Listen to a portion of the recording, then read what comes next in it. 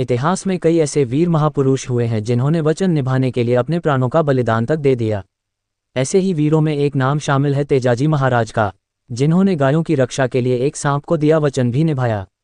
अपने प्राण न्यौछावर करने वाले गौरक्षक तेजाजी आज जन जन के बीच लोक देवता तेजाजी महाराज के रूप में पूजे जाते हैं। आगे बढ़ने से पहले चैनल को सब्सक्राइब करना मत भूलिएगा। राजस्थान में नागौर जिले के खरनालियां गांव में तेजाजी का जन्म हुआ था। नागवंशी क्षत्रिय जाट घराने के एक जाट परिवार में जन्मे वीर तेजाजी सामान्य किसान के बेटे थे। तेजाजी के पिता ताहर देव और माता रामकंवरी भगवान शिव के उपासक थे। मान्यता है कि माता रामकंवरी को नाग देवता के आशीर्वाद से पुत्र की प्राप्ति हुई थी। जन्म के वक्त तेजाजी की आभा और चेहरे के तेज को देखते हुए उनका नाम तेजा रखा। माता पिता ने जन्म के बाद मात्र 9 माह की आयु में ही उनका विवाह 6 माह की पेमल के साथ अजमेर जिले के पुष्कर में करवाया। ऐसे निभाया सांप को दिया वचन। तेजाजी के मन वचन में सत्य की भावना छाई हुई थी। समाज सेवा में परपीड़ा, जीवदया और नारी की रक्षा के लिए तेजाजी ने कभी भी अपने प्राणों की परवाह नहीं की।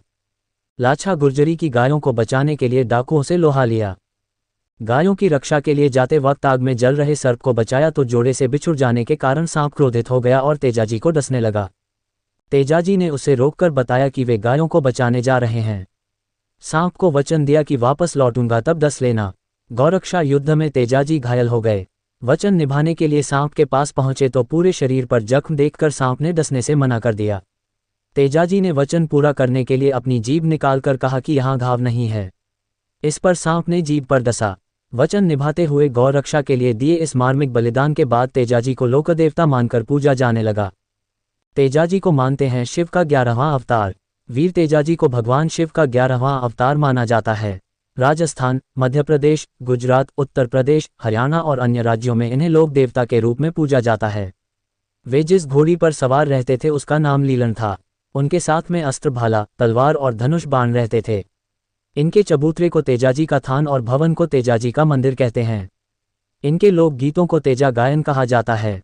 तेजा दशमी को होता है मेले का आयोजन। भाद्रपद शुक्ल पक्ष की दशमी तिथि को तेजा दशमी कहा जाता है। हर साल तेजा दशमी के दिन लोक देवता वीर तेजाजी महाराज का मेला आयोजित होता है। राजस्थान के विभिन्न शहरों और गांवों में तेजाजी के थान और मंदिरों में यह मेला आयोजन होता है। तेजाजी की जन्मस्थली खरनाल गांव में लाखों लोग मेले में शामिल होते हैं। अजमेर जिले के ब्यावर और सुरसुरा में भी भव्य मेलों का आयोजन होता है। लोग गाजे बाजे के साथ झंडे और नारियल चूरमे का प्रसाद चढ़ाते हैं। एक बार अपने साथी के साथ तेजा अपनी बहन पेमल को लेने उनकी ससुराल जाते हैं।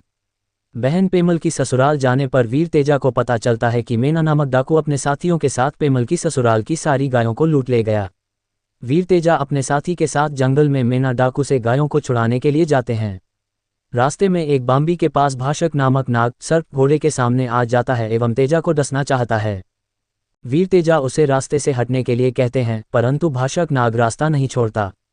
तब तेजा उसे वचन देते हैं, हे भाषक नाग, मैं मेना डाकू से अपनी बहन की गायें छुड़ा लाने के बाद वापस यहीं आऊंगा, तब मुझे डस लेना। ये तेजा का वचन है। तेजा के वचन पर विश्वास कर भाषक नाग रास्ता छोड़ देता है। जंगल में डाकू मेना एवं उसके साथियों के साथ वीर तेजा भयंकर युद्ध कर उन सभी को मार देते हैं। उनका पूरा शरीर घायल हो जाता है। ऐसी अवस्था में अपने साथी के हाथ गाय बहन पेमल के घर भेजकर वचन में बंधे तेजा भाषक नाग की बांबी की ओर जाते हैं। घोड़े पर सवार पूरा शरीर घायल अवस्था में होने पर भी तेजा को आया देखकर भाषक नाग आश्चर्यचकित रह जाता है। वह तेजा से कहता है, तुम्हारा तो पूरा शरीर कटा पिटा है, मैं दंश कहाँ मारूं। तब वीर तेजा उसे अपनी जीभ बताकर कहते हैं, हे भाषक नाग, मेरी जीभ सुरक्षित है, उस पर डस लो।